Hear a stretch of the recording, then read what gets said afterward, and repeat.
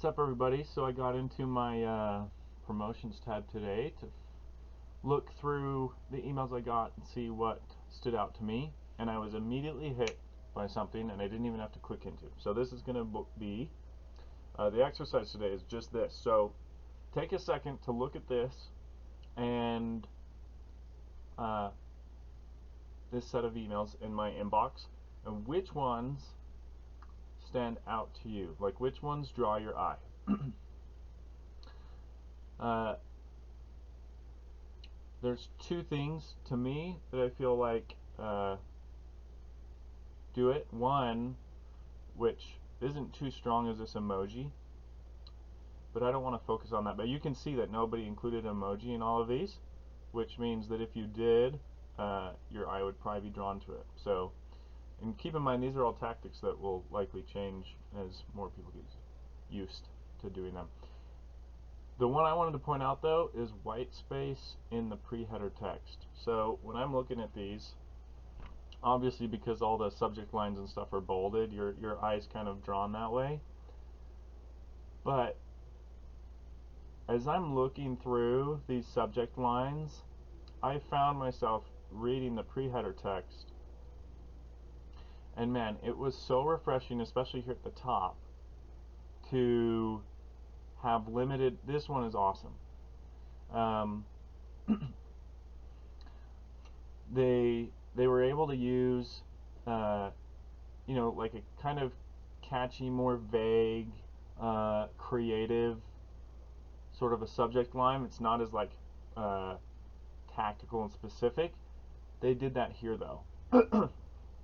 And then what's relieving about it is that I only have to read 1, 2, 3, 4, 5, 6, 7, 8 words. And look at all that white space. So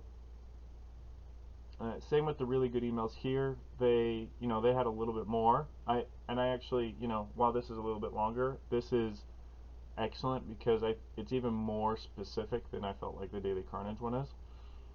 But again, white space. So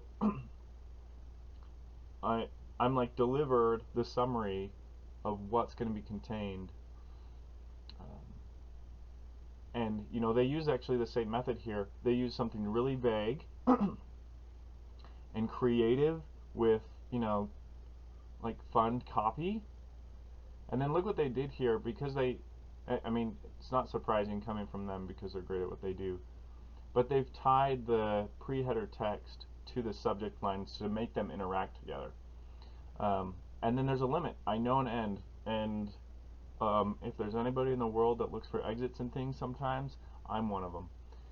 So it's nice to have this exit because, once you get buried in here, it just goes forever, and what happens a lot of times too is that these are just like, they can be the same. Here's, trouble viewing this email, view in browser. There's a lot of those. Look, you can see this image. So I think, at least as of today, there is a potential for greater differentiation and value by creating this white space in your pre-header text. That might change as the trend goes and maybe everybody adopts it and figures it out.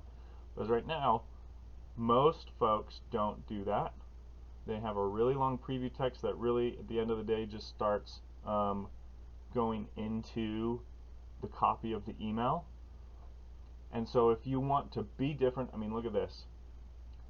If you're looking for something different in this view right here, this one's it. A little emoji. It's the only one with white space. It asks the least amount of me in deciding whether or not I want to open it. And the copy is really well done too. So a lot of lessons to be learned from this one.